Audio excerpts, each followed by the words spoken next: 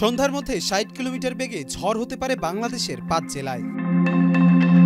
আবহাওয়া অধিদপ্তরের সর্বশেষ পূর্বাভাসে জানানো হয়েছে, দেশের ৫টি জেলায় ৩১ মে সন্ধ্যার মধ্যে প্রবল দমকা হওয়ার সঙ্গে বৃষ্টিপাত ও বজ্রসহ ঝড়ের আশঙ্কা রয়েছে। এতে করে এসব এলাকায় নদীবন্দরগুলোকে ১ নম্বর সতর্ক সংকেত দেখাতে বলা হয়েছে।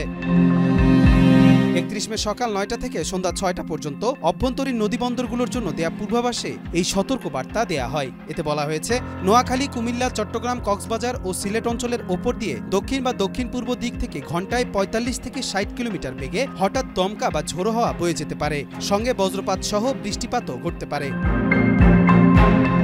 এমন বৈরী আবহাওয়ায় নদীপথে চলাচলকারী নৌযান ও যাত্রীদের জন্য বিপজ্জনক হতে পারে বলে মনে করছেন সংশ্লিষ্ট কর্তৃপক্ষ। ওয়ালটন টেলিভিশন মাত্র ২৫,৪৯০ টাকায় পাচ্ছেন গুগল টিভি।